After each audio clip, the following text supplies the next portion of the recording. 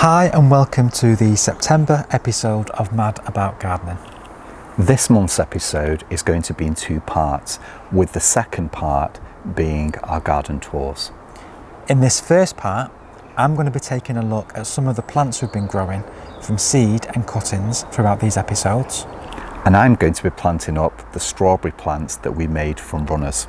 But first, we're taking a look back to mid-August when I began cutting our Gladioli flowers, and let's see how successful I was with them.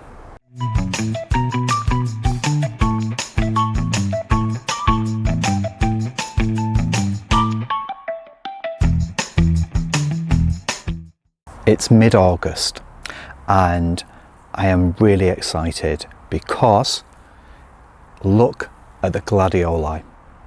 Now, if you remember, I planted these corms back in May and I was very excited to see what would happen. Now, as you can see, we've got different things going on here. We have got the most beautiful flower, and this one is Break of Dawn. Now, I was really looking forward to Tavira.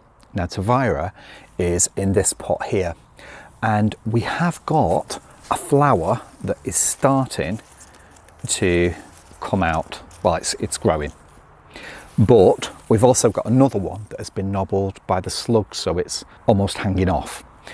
So, and this is a lovely red. Tavira would have been a beautiful red. Red's my favourite colour. I was really excited about this, but I'm going to have to wait and see how this flower develops. But as you can see, this one, Break of Dawn, has done the best. Now at the other end, we've got Princess Margaret Rose. Now, Princess Margaret Rose is a lovely, I'd say, I mean, it's a reddy yellow, but that's like an orangey red to me. We've had two blooms from that one so far. And I knew when I planted them, when I planted the corms, that it was not going to be my favourite. I just knew, because I love red and I was really looking forward to the Tavira. Now, Break of Dawn has surprised me because I knew it would look lovely and I was really excited about it, but just look at how beautiful it is. It's elegant. It's such a gorgeous yellow. It's just so subtle. It's not a gaudy yellow. It's a really nice, subtle yellow and with white edges to it, and I just love it. I think it's really nice, and I was so excited to be growing these again after a long time. If you remember back, I talked about my nan and how she used to grow these in the mid-1980s, and she used to have great success with them. Well, we've tried them in pots here, and I'm wondering if the Break of Dawn has done really well because it's in the larger pot. If you remember, we used two smaller, well, as you can see, two smaller pots there. And I'm just wondering if it's something to do with that, because it really could be. It could be that they needed that depth. And there's no way of knowing for sure at this moment in time. But I think these ones, the Break of Dawn, are very happy. Tavira, obviously, if it hadn't been nobbled by the slugs, that would have done much better than it has. And like I said, we've got a flower to look forward to, but I don't think it's going to be really significant, you know. And we're talking about on the Princess Margaret Rose, literally two flowers out of all those corms. So you've got all those stems and two flowers. That's not great.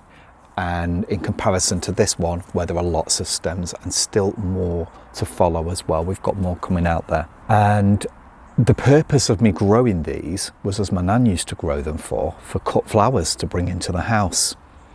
And I have a lovely vase here that we bought during our time when we lived in Manchester. We've not used it for cut flowers for a long time, and I just think the Gladioli would look perfect in there. So far, if I were to grow Gladioli again, and we were to do this again, I would certainly choose this one. The reason being, it speaks for itself. The colour is beautiful, it's not gaudy, because to me, and I like bright colours, but At the other end there, for me, that is just, the Princess Margaret Rose is just too gaudy for my personal taste. It's very beautiful, and there are probably many people out there that do love it, and that's wonderful. But for me, it's just a little too much. And that's from someone that likes bright colours. This one, however, Break of Dawn, is just magnificent, and it really does it for me. And I just think that that is, you know, if you're going to grow one, I do recommend that one because it's elegant. I think that's the word. It's such an elegant, you know, the flowers are elegant. Break of Dawn, you know, it really wouldn't look out of place in a border. If you put that in your border, you had a huge clump. You know, maybe if we'd have bought a few packets of this and we had a border that had space going in it, you know, you put that in, it'd be fantastic.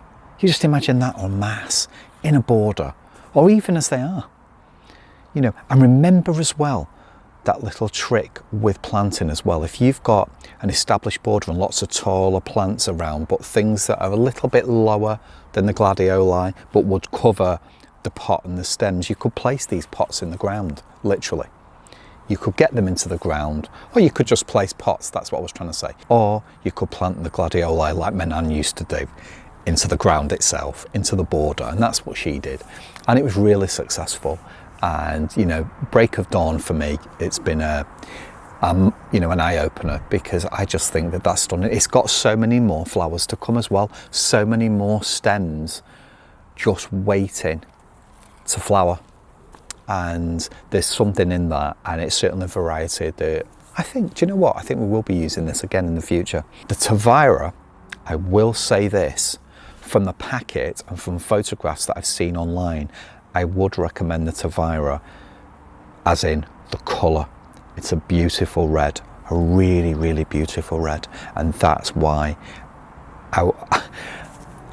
that was why we got it. And I was hoping that with the red, you imagine that beautiful, it's a really deep red, really nice red, with the Break of Dawn, that would have gone well. That would have been a perfect combination had they have come up successfully. But we'll see, because we will have at least one flower on the Tavira. But it is quite sad. But again, I'm happy with what we've got. And in gardening, it's a bit like life. We've got to be happy for the things that we do have and not the things that have not been successful. There's always going to be elements of life and gardening where we're not successful about something. Nobody's perfect. No set of plants are going to be perfect. There are times when we plant things and try to grow things unsuccessfully. And that's the nature of the beast. That's part of it. But it's also part of the fun and the enjoyment that we get from gardening, you know, and we learn. You know, it's little things like that that I've learned. I was thinking, oh, this nice pot, and then there's these other two here. I'll use them. I've learned, certainly, I will use larger pots, because that really could have had something to do with it. And so I've taken that away from this situation.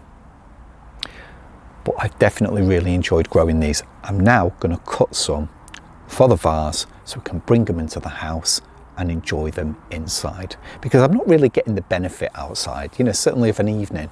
These are something that I'd really like to look at in the house. And so yeah, let's get cracking with the secateurs. I really enjoy doing this because it's just, they're going to look so lovely. And I'm just cutting them off, and I'm just going to take the excess foliage off, take the leaves off, and just place them in the vase. There's nothing to it. That's the thing with cut flowers in the garden. There's no set rule. You put whatever you want into the vase and arrange them accordingly. And I sometimes come up with some really nice arrangements. This is going to be simple. It's going to be 4 gladioli stems in a vase. I might cut some other things from the garden to add to it, but it's not rocket science. It's something that's and it's so relaxing. I think bringing flowers into the house is something that's really, really important to us all as gardeners, because it's not just about what's on the outside, what you see in the garden or in the greenhouse. It's nice to bring the outdoors inside as well. I think it's really, really important, and it just helps you to relax. You know, at the end of the day, you just go into the house and you're able to enjoy the plants, the flowers that you've actually grown yourself. Take a little bit more off that. And as I say, there's no rhyme, no reason to it. It's not something that has to be perfect. At the end of the day, it's about getting those flowers inside. There are plenty of bits and pieces in the garden, plenty of flowers that I can add to this. But I may just leave them as they are. And remember, we've got so many more stems to come up on this. So later on, I'll be able to bring in lots more of the other stems, well, the rest of the stems in the garden, and hopefully some of the Tavira as well, because I really would like that red. And they should time it for flowering, hopefully, at the same time. Certainly some of these ones here, on this one, on the break of dawn, should be flowering at the same time as that Tavira stem, hopefully, and I'll be able to have the combination of the yellowy, the white and yellow with the red as well. There was quite a mixed success rate with those Gladioli. Certainly the break of dawn has done the best, and unfortunately the others haven't done so well. Even the Tavira is still in bud, it's not flowered yet, so we're still waiting to see that and to see if that was worth growing in the future. I thought I'd take the opportunity to have a look at the progress of some of the things we've been growing throughout these episodes. So some of the cuttings we've taken and also some of the seeds we've sown. I'm going to start off with a Penstemon, and these were cuttings that we created in July. And out of the 5 or 6 cuttings that I took, 3 of them rooted. So that's not a bad success rate. And when I started to see roots appearing from the bottom of the pot, it was signalling to me that it's time then to start to transplant them and put them into their individual containers. So this is what we're left with, and they're now 3 lovely plants growing really, really healthily. Lots and lots of growth, lots and lots of leaf on there, really quite bushy, so I'm really, really pleased with those. At the same time that Andrew was changing the wallflower. Now remember, we had a wallflower plant in the narrow border, and Andrew was discarding that one and replanting with some of the cuttings. And me being me, I couldn't let that go without potentially using some of the growth that was on it to grow some new plants from. So out of, I think I took 3, and out of the 3, I managed to get 2 to root. So that's 2 new, brand new wallflowers that can go into the garden at some point. And they're going really, really bushy. There's even roots starting to appear from the bottom already. So that's really good, really pleased with that. Next is the Erigeron karvinskianus seeds that we sown from the plants that we have in the garden already. So we collected the seed and sowed the seed, and look at these beauties. These are fantastic. So these were sown back in May, and these are really quite good plants now. And as you can see, they're starting to look really bushy. These are actually probably ready soon to be planted out into the garden. And I've got some special ideas to use for these, because these are really, really good for containers. And if you've never grown Erigeron karvinskianus before, it's a wonderful, wonderful perennial. It has these beautiful pink and white and different tones all the way in between. And those flowers flower perpetually all the way through from about maybe early summer all the way through to the frosts. And they are just packed full of flowers. They're ideal for cracks and nooks and crevices. They're ideal for gravel gardens and dry places, but they're especially ideal for growing in containers because of the habit they like to cascade, and they love to fill a lovely container and cascade right over the sides. So I've got some really good ideas to be using these in the future. So they've done really well, and I'm really pleased with that. Now the forget-me-nots, again, these were the seeds that we harvested from our own forget-me-nots in the garden, And these germinated pretty quick, and these were also sown in July, and now they're nice little plants. Absolutely beautiful. Again, because we've harvested our own seeds and planted them up, it means now we can put these where we want them. Forget-me-nots have a habit of self-seeding all over the place, and usually that's great, and we allow them to do that. But it's also nice to have some purposely planted in areas that you want them. And again, these can be perfect planted in containers. These will look brilliant with spring bulbs. So that lovely forget-me-not flower, that lovely blue, amongst lots and lots of daffodils and tulips, wallflowers even, they look stunning. So they're doing really, really well. Now unfortunately the wallflowers are a bit of a different story. So this is the cloth of gold, the yellow variety, and our first sowings of these unfortunately got obliterated by the slugs. So what we had to do is resow them. So these are a bit behind, but now they're at this stage, the actual leaves are quite hard now, they're quite coarse. So the slugs ideally will not be looking at trying to eat these. But when they first germinate, they're very, very tender and they're easy pickings for the slugs. But at this stage, they're a lot better because they're a lot more coarse. So they're doing really well. Unfortunately, the red ones have not done as good as the yellow ones. So we have maybe 5 decent kind of seedlings and then a few more that are very, very small. So they're still yet to develop. But what I'll do with these empty modules is I'm going to sow some more of the red variety. So we've got 3 compartments there empty, and it's not too late. These can be sown all the way through the autumn. I'm just going to utilise those empty compartments. I'm just going to put a few in my hand and just scatter maybe 3 in each compartment.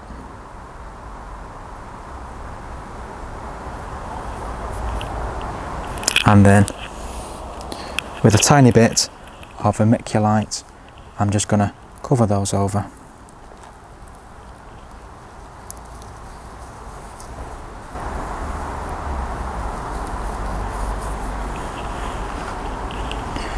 Just so the seeds are evenly covered. And then press them down. So that's a few more that we can be utilising in our spring bedding schemes. So that's everything I wanted to show you at this point. We're now going to jump to Andrew, who's going to be potting up some of the strawberry plants he made from runners back a few months ago. I've been really excited about getting these strawberries into these containers. Now, these strawberry plants I actually created from runners in our July episode of Mad About Gardening, and it's just amazing to see from runners just simply placed onto the top of these pots, just placed into the soil with a little pebble or stone on top, have now created these plants. It's amazing. It's something that we can all do if we've got strawberries growing in the garden, because they create these lovely long stems, and from these stems you'll get new foliage. All as they need is then placing into another pot. So pretend that it was a runner, but it's been chopped off. What we want is to literally get those stems, so one of those stems we'd have placed into that pot with a little stone over the top. Simple as that. It will grow away. Once it's been watered and well looked after, it will grow. So what I'm going to do is pop some compost into these lovely containers that Paul got from a discount shop. Now these are stunning, nice little containers. They're stackable, as you know from our other ones over there. Nice and stackable, so you can have so many layers of strawberries, and all you need to do is drill some holes in. Really, really simple. So what I'm going to do is start by putting some compost into them. But this is so enjoyable, it really is.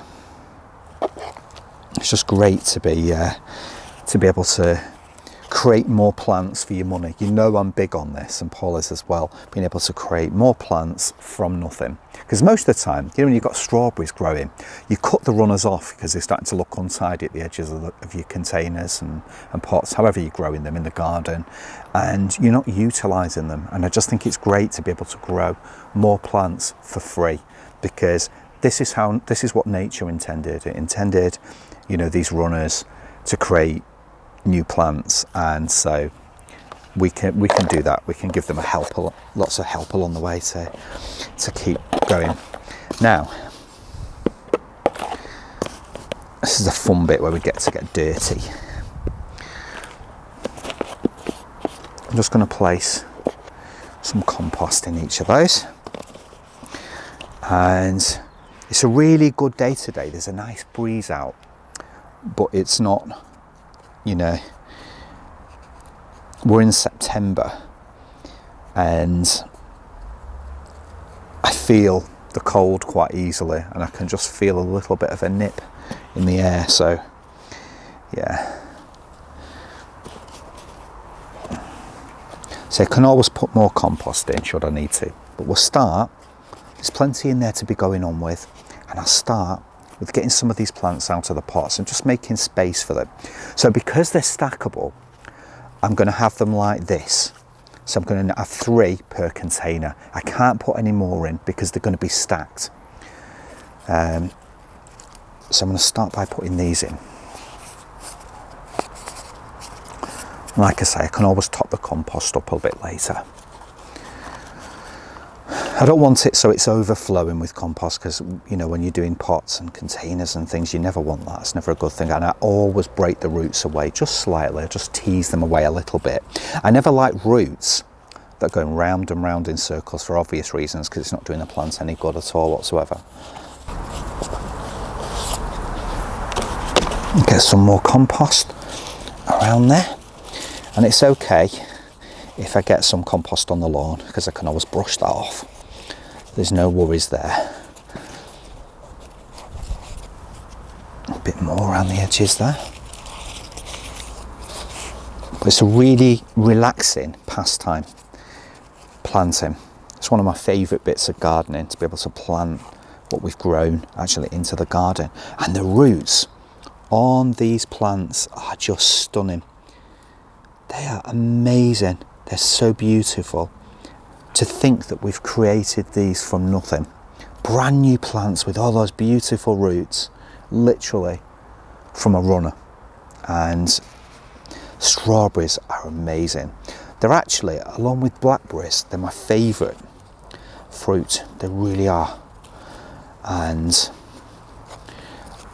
I like the fact that you can get all these plants for nothing. So all these extra plants, all those extra strawberries to eat, and I just like to eat them on their own, or sometimes with a little bit of, no, probably shouldn't say this, evaporated milk. I do like that to go with them, but there you go. And look at that, hey presto, that looks stunning. And you know, you can pick these up. That's the thing, in pound shops or discount shops, you can pick them up. I think these were from One Below, I'm sure of it.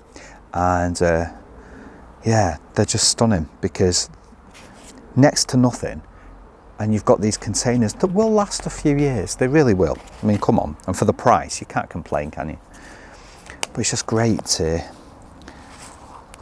be able to get these finally actually into containers. Because there's nothing worse when you've grown plants like this and just leaving them in pots, you know.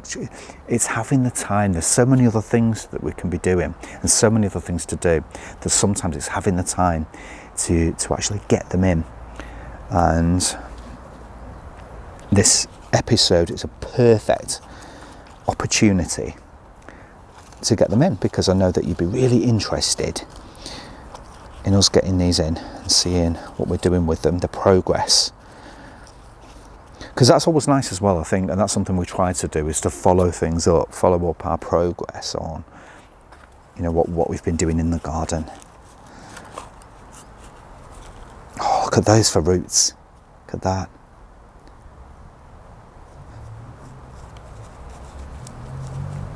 I just free them a little bit. That's a nice thing to do for the plant. It'll help the plant settle as well. Get those roots spreading along into the container. And this one.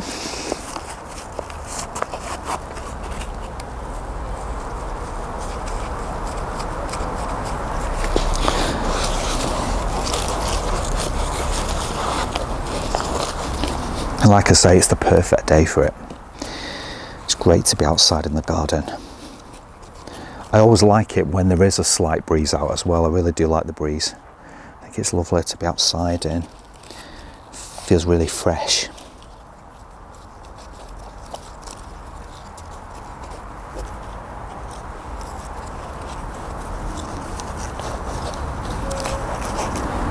A little bit more compost on the edge there. Obviously we want to make sure that these are firmed in.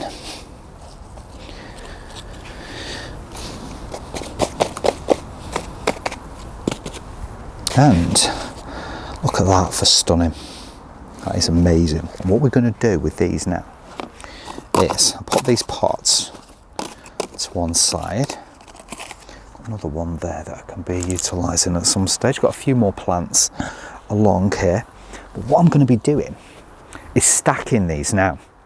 So we've already got 3 tiers tall here, and I'm going to take this one off, and that's going to remain the top planter. So that's going to remain the top.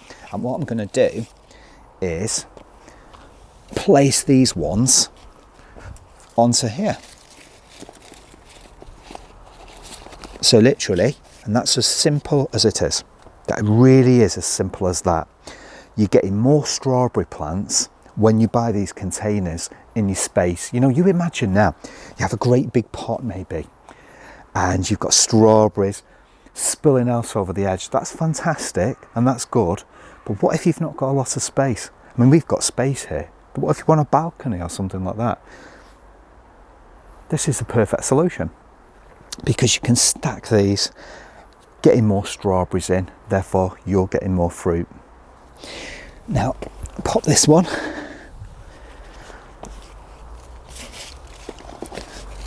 freeing that leaf there on to there, and then finally pop this one on top, and you can see how wonderful that is. Just look at that, all these lovely strawberries, and they're all going to be spilling out over the edge. You picture that, lots of these lovely strawberries just spilling out everywhere.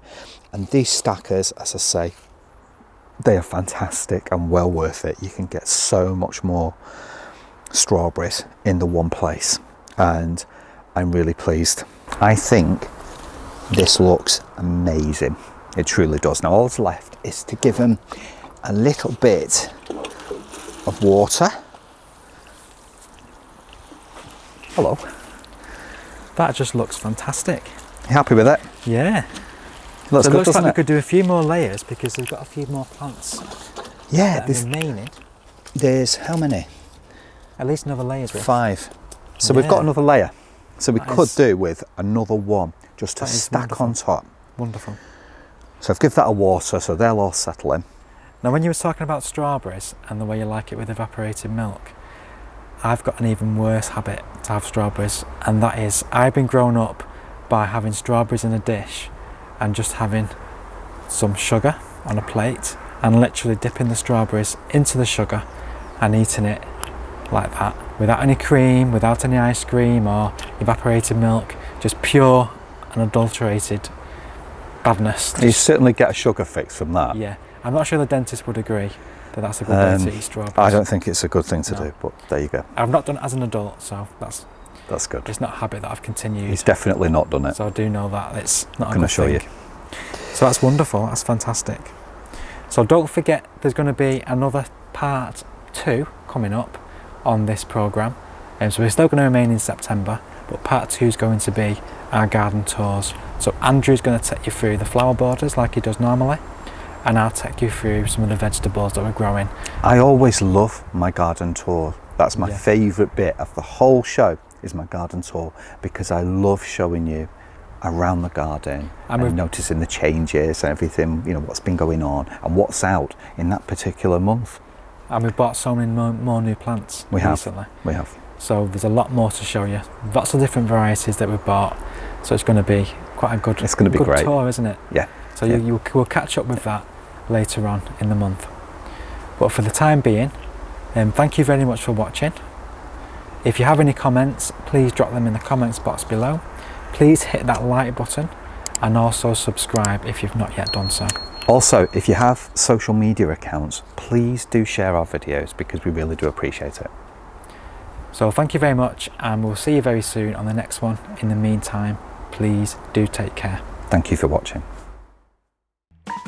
Hi and welcome to the September episode of Mad About Gardening. This episode's going to be split into 2 parts, with the first part looking at... No. Forget about the first part, let's talk about the second part. I'm going to talk about the first part. Right, okay. Yeah, I do.